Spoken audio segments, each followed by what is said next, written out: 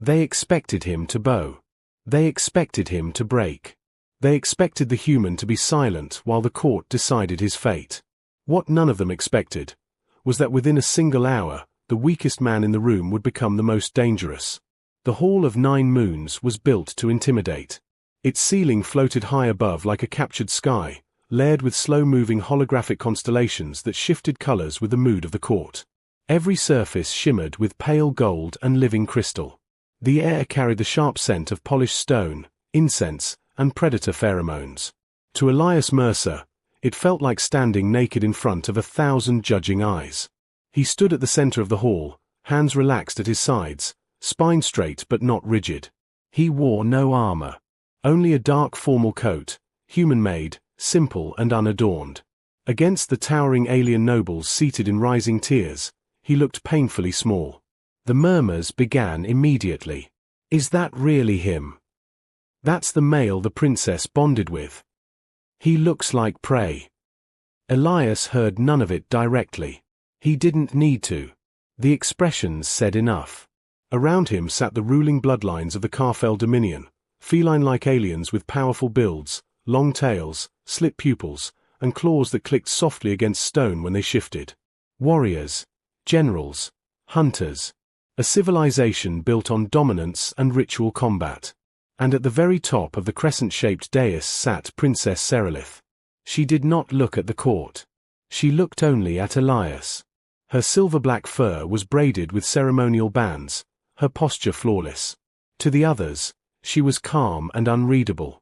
But Elias knew her well enough to notice the tension in her tail, the barely controlled fury beneath her stillness. They were here to judge him. No, worse. They were here to mock him. High Arbiter Veskrin rose from his throne, his height alone commanding silence. His voice rolled through the chamber, deep and amused. By ancient law, this court acknowledges the bonded mate of Princess Serelith. A pause. A smile that showed sharp teeth. Though many of us still question the wisdom of that bond. Soft laughter rippled through the nobles. Elias kept his eyes forward. You are Elias Mercer, Veskrin continued. A human. No claws. No battle scent. No recorded victories. You come from a species known more for negotiation than conquest. A noble leaned toward another and whispered loudly, he'd snap in half during a juvenile hunt. Laughter again. Princess Serelith's claws extended slightly against her armrest. Veskrin raised one clawed hand. Silence. Let us be fair. That word, fair, felt like a joke. You stand beside our princess, the Arbiter said. And one day, should she ascend fully, her mate stands beside the throne. That mate must be an alpha. A protector. A symbol of strength. His gaze dropped to Elias, heavy with disdain. The court sees none of that in you. Elias finally lifted his eyes. Not in defiance. Not in fear. In curiosity. And so, Veskrin continued, the court invokes the right of challenge. You may withdraw your claim, dissolve the bond, and leave this world alive. A hush fell. Elias felt Serelith's eyes on him now, sharp and searching. If you refuse, Veskrin said, you will face the Alpha Trials. A murmur of excitement spread through the hall. The Alpha Trials were not tests. They were executions with rules. Combat. Endurance. Strategy. Survival against creatures bred for war. Many trained warriors died in the first round. No human had ever entered them. Elias exhaled slowly. He turned, not to the Arbiter, but to Serelith. She met his gaze. For a fraction of a second, the princess mask slipped. He saw fear there. Not for her throne. For him. Elias smiled softly. Then he turned back to the court. I refuse, he said. The hall erupted. Laughter burst out, loud and cruel. Some nobles slapped their tails against the stone in amusement. Others leaned forward, eager, hungry. He doesn't understand. Does his species lack survival instinct? This will be entertaining. Veskrin's smile widened. Very well. The Alpha Trials will. The floor trembled. Not violently. Not like an explosion. Like a heartbeat. A deep, ancient vibration rolled through the Hall of Nine Moons. The living crystal walls brightened. The constellations above froze mid-motion. The laughter died instantly. At the center of the hall, a structure long ignored began to glow. The legacy pillar. It was older than the Dominion itself, a towering obelisk grown from the planet's core, etched with symbols no living scholar fully understood. It had not activated in over a century. Now, light bled through its veins. Golden. Warm. Alive. Elias felt it before he understood it. A pressure in his chest. A resonance that matched his pulse. The light surged. And then it moved. A focused beam shot from the pillar, cutting through the air like judgment itself. It stopped. Directly on Elias Mercer. The hall fell into absolute silence. No laughter. No whispers. Only shock. Princess Serelith stood. Her chair scraped loudly against stone. "That is impossible," Veskrin hissed. The beam intensified, wrapping Elias in a halo of gold. Symbols spiraled around him, responding, adjusting, listening. Elias swallowed. He muttered quietly, "is this normal?" No one answered. A trembling elder rose slowly from the scholar's tier. Her voice shook as she spoke. "The legacy pillar does not choose strength," she said. "It chooses resolve. Purpose. The will to protect." Her eyes locked onto Elias. It has accepted him as a candidate. Chaos exploded. He's human. The pillar is malfunctioning. This is heresy. Veskrin slammed his staff down. The trials will expose this error. He will fall within minutes. Serelith stepped down from the dais and moved to Elias's side, placing herself between him and the court. Then she did something no one expected. She knelt. "My mate stands chosen," she said, her voice carrying through the uproar. "If the trials demand blood, then let them witness what humanity brings when cornered." Above the palace, far beyond the shimmering ceiling, unseen engines shifted position. A human fleet had entered orbit. And the court that laughed had no idea what it had just awakened. The Alpha Arena was carved into the planet's bedrock like a scar that never healed. From above, it looked like a perfect circle of obsidian walls rising out of a basin of white sand and iron plates. From inside, it felt like a grave waiting to be filled. The air shimmered with heat. The scent of blood, old blood, layered over centuries, never quite left the place. Elias Mercer stood at the edge of the arena, staring down into it. Thousands of alien spectators filled the tiers. Their eyes glowed with anticipation. Some leaned forward. Some bared their teeth. Most were smiling. They had come to watch a human die. Princess Serelith stood beside him, her posture rigid. Guards in ceremonial armor formed a loose ring around them, more to ensure Elias didn't flee than to protect him. "You can still withdraw," she said quietly, without looking at him. "The first trial is not survivable." Elias nodded. "I figured." She finally turned. "Then why are you breathing like that?" Her ears flicked toward him. "You're calm. Or pretending very well." "I'm not calm," Elias said honestly. "I'm focused." A horn sounded. Low. Ancient. The crowd fell silent.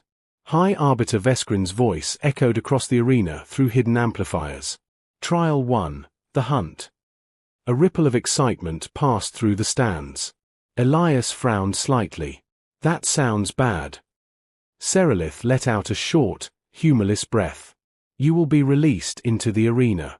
After 10 seconds, the hunters will follow." "How many?" Elias asked. She hesitated. 3. Elias blinked. "That's it." Serelith stared at him. "They are not soldiers. They are apex wardens. Genetically perfected predators. Each one has killed more warriors than you have years alive." Elias absorbed that. "Okay. That's more concerning." The ground beneath his feet began to move. Plates slid apart, forming a descending platform. Serelith grabbed his arm. Her grip was tight enough to hurt. "You do not need to impress anyone," she said fiercely. "Survive. Run. Hide. Let the clock end it." "How long?" he asked. 7 minutes. 7 minutes against monsters. The platform began to sink. Elias looked at her one last time. "If I don't come back." Her voice cut him off. "You will." The platform dropped into the arena. The noise hit him first. A deep, layered roar from the crowd above. Not cheering. Anticipation. The heat followed. Dry, crushing, pulling sweat instantly from his skin. Elias stepped off the platform and into the sand. The horn sounded again. 10 seconds. Elias did not run. That surprised the watching nobles immediately. What is he doing? He's frozen. He's already dead. Elias knelt. He pressed his palm into the sand, lifted it, let the grains fall slowly between his fingers. Wind direction. Particle weight. Heat shimmer. He looked around. The arena wasn't empty. Scattered throughout were half-buried metal plates, broken pillars, old weapon racks fused into stone. Ruins from past trials. A maze, if you knew how to use it. 5 seconds. Elias stood and walked, not ran, toward the largest broken pillar near the center. Above, Veskrin sneered. "He doesn't even understand prey behavior." The horn blared a third time. The gates opened. The wardens entered. They moved low to the ground, massive feline forms armored with natural plating and mechanical augmentations. Their eyes glowed red as targeting systems activated. Each step sank claws deep into the sand. The crowd roared. Elias felt the vibration in his bones. "Okay," he muttered. "Now we run." He sprinted. The wardens exploded into motion. The distance between them closed instantly. Elias didn't try to outrun them. That would be suicide. Instead, he cut hard to the left.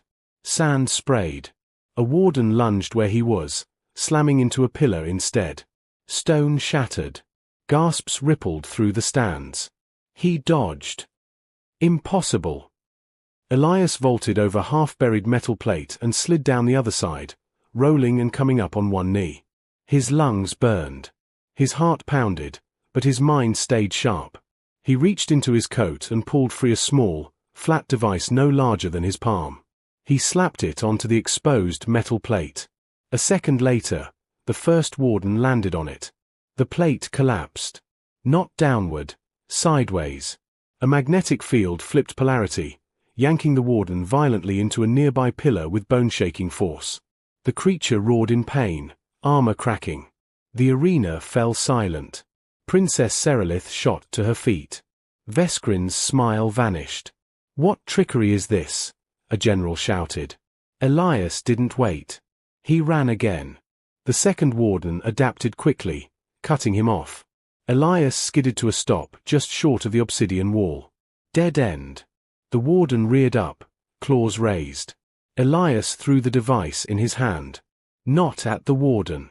At the wall behind it. The obsidian shimmered, and shifted.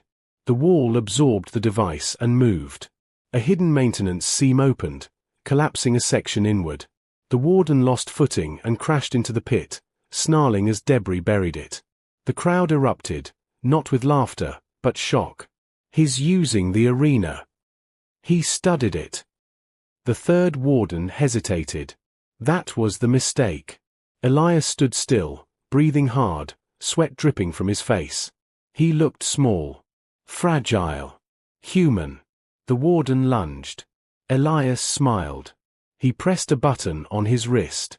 The sand beneath the warden liquefied. A controlled vibration turned solid ground into a sinking trap. The creature plunged, roaring in confusion as its weight dragged it down. Elias backed away as the timer on the arena wall ticked down. 30 seconds. The wardens struggled. None escaped. When the horn sounded again, the arena was silent.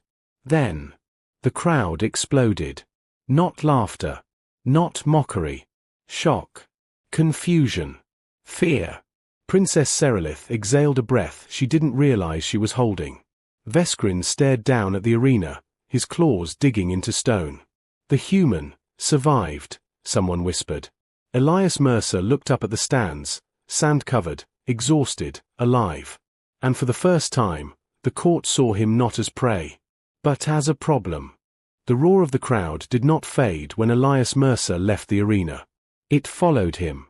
Whispers crawled through the stone corridors of the palace like living things. Nobles clustered in tight circles, tails twitching, ears swiveling, voices sharp with unease. A human had survived the hunt. Not by strength. Not by claws. But by thinking. That frightened them more than blood ever could. Elias sat alone in the preparation chamber, a circular room of smooth metal and soft blue light. Medical drones hovered near him, scanning for fractures, burns, internal bleeding. Their soft chimes reported mild dehydration, elevated stress hormones, and bruises. Status acceptable, one drone announced. Recommendation, rest. Elias nodded but didn't lie down. His hands were still shaking. Not from fear, though there had been plenty of that, but from delayed adrenaline. The kind that came after you realized how close you'd come to dying. The door slid open. Princess Serelith entered. For a moment, they simply looked at each other. Then she crossed the room in 3 quick strides and pulled him into a fierce embrace. "You survived," she said, her voice tight. "Technically," Elias replied, "I ran away very effectively." She let out a short, shaky laugh that turned into a breath against his shoulder. "You humiliated them." "That was not the plan." "It never is." She pulled back, studying him closely. Her eyes searched for wounds. For cracks. "What you did," she said quietly, "has never been done. The alpha trials are designed to reward dominance. You turned them into a puzzle." Elias shrugged slightly. Predators expect prey to behave a certain way. Change the rules, they hesitate. Serelith's ears angled backward. They will not make that mistake again. As if summoned by her words, the chamber lights flickered. Elias felt it before he saw it, a subtle pressure change in the air. A disturbance. Serelith's posture stiffened. "We are not alone." The wall opposite them shimmered, then resolved into a holographic projection. High Arbiter Veskrin. He appeared larger than life, his image towering over the room, emerald eyes cold and calculating. "Princess," he said smoothly. "And human." Serelith stepped forward, placing herself half a step in front of Elias. "You are not permitted here." "I am permitted everywhere," Veskrin replied. "Especially when the integrity of our trials is threatened." Elias crossed his arms. "If this is about the arena traps, you might want to talk to your maintenance department." Veskrin ignored him. "The first trial was unexpected," the arbiter said. "But the law is clear. Survival advances the candidate." He paused. "However," he continued, "the law also demands purity of intent." Elias frowned. "That sounds ominous." Serelith's tail lashed once. "Explain yourself." Veskrin's smile returned, thin and sharp. "Trial 2 will no longer test the body." The hologram shifted. Images flooded the room, news feeds, intercepted transmissions, human fleet movements in orbit. "The human's presence has already drawn unwanted attention," Veskrin said. "Your mate stands accused of crimes against his own species." Elias felt his stomach drop. "That again," he muttered. "Trial 2, Veskrin continued, "will test truth." The images froze on a single frame, a devastated colony world, scorched from orbit. "Elias Mercer," Veskrin said, "you are accused of providing targeting data for the destruction of Sector K-19. Serelith spun on him. "What?" "I didn't," Elias said instantly. "I swear." "I know," she replied without hesitation. Veskrin raised a claw. "The court will decide." The projection vanished. Silence filled the chamber. "They're changing the rules," Elias said. "This isn't a trial. It's a setup." "Yes," Serelith agreed. Because if they cannot kill you, they will destroy you another way. She paced once, then stopped. Trial 2 is the trial of memory. You will be placed within the Hall of Echoes. The court will extract your experiences, your memories. Elias went still. Extract. They will search for guilt, she said softly. Or create it. That sounds illegal. She met his eyes. It is tradition. Elias exhaled slowly. Of course it is. Later that night, Elias stood alone at the threshold of the Hall of Echoes. The chamber was vast and dark, its walls lined with crystalline spires that pulsed faintly. Each one hummed at a slightly different frequency, resonating with neural patterns. At the center was a single chair. It looked harmless. It never was. Elders took their places in the observation ring. Veskrin stood among them, satisfaction barely concealed. Princess Serelith was not allowed inside. Begin, Veskrin commanded. Elias Saturday. The spires flared to life. Light pierced his vision. And then, memory. Not his. Someone else's. Elias gasped as images slammed into him. A bridge of a warship. Orders shouted. Weapons charging. But something was wrong. The angles were wrong. The timing was wrong. This isn't me, Elias said, his voice strained. The elders murmured. Observe, Veskrin said calmly. The guilt manifests. Elias clenched his fists. No, he said. That's not how memory works. He focused, not on the images, but on the gaps between them. The transitions too smooth. The emotional responses mismatched. They're spliced, he realized aloud. You stitched someone else's combat memory over mine. The chamber stirred. That is impossible, an elder protested. Elias laughed, breathless. I used to debug neural simulators. You're replaying a recording, not extracting live memory. Veskrin's eyes narrowed. Elias leaned forward in the chair. You want proof? Fine. He closed his eyes. And did something no one expected. He let go. Instead of resisting the memory stream, he redirected it. The human mind, trained in compartmentalization, in abstract modeling, did not fight the flood. It rewrote the channel. Suddenly, the spires screamed. The images changed. Now the court saw his memories. Not of war.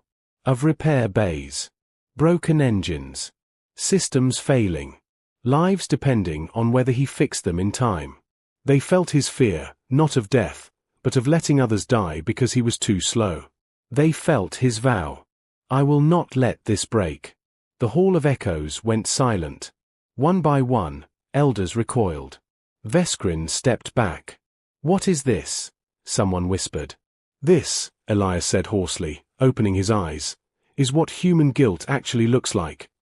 The spires dimmed. The trial ended in stunned silence. Outside, Princess Serelith felt it, the shift. Something fundamental had changed. The court had tried to crush the human with lies. Instead, they had shown everyone exactly why he was dangerous. By dawn, the palace no longer whispered. It watched. Elias Mercer felt it as he walked the corridors, eyes lingering too long, guards standing too still, servants bowing just a little deeper than protocol required. Fear had replaced mockery. Fear and calculation. The court had failed twice. They would not fail again.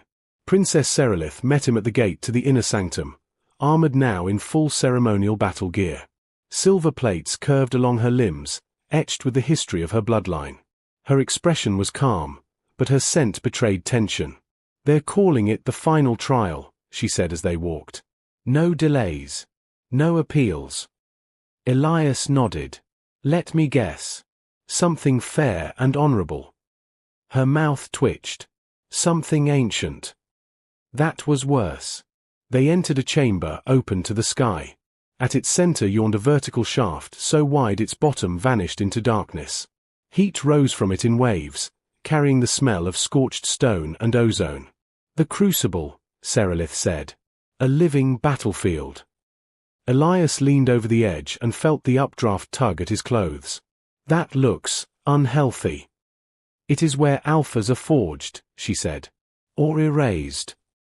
Across the platform, High Arbiter Veskrin stood surrounded by generals and elders. He looked pleased. Too pleased. Trial 3, he announced, voice amplified across the chamber. The trial of Dominion. The walls shifted. The shaft widened, revealing layered platforms descending into the planet's mantle. Creatures moved below, massive shapes, armored and restless. The candidate must descend, Veskrin continued, reach the core marker, and return alive. How deep? Elias asked. Veskrin smiled. Deep enough that no candidate has ever climbed back alone. Serelitha's claws dug into her palm. And, Veskrin added, to ensure purity, no tools. Elias felt the weight of that. No devices. No tech. No clever tricks. Just him. The court leaned forward, certain now. This was where the human died. Elias stepped to the edge. He inhaled once. Then jumped. The fall stole the breath from his lungs. Heat roared past him as gravity pulled him down through layers of shifting platforms. He twisted midair, landing hard on the first ledge and rolling to absorb the impact. Pain flared, but he was alive. Below him, the creatures roared. Above him, the sky was already far away. Okay, Elias muttered. New plan. He descended carefully, using observation instead of speed. He watched patterns. The creatures below moved in cycles. Territorial. Predictable. At the third level, something massive climbed up to meet him. A Dominion behemoth. It rose on 6 limbs, plated like a walking fortress, eyes burning with instinctive rage. It had no strategy. Only hunger. Elias's heart pounded, but his mind stayed clear. No tools, he reminded himself. But nothing had been said about using the environment. He backed toward a narrow bridge of stone spanning molten rock. The behemoth charged. At the last second, Elias dropped flat. The creature's weight shattered the bridge. Both fell. The behemoth screamed as magma consumed it.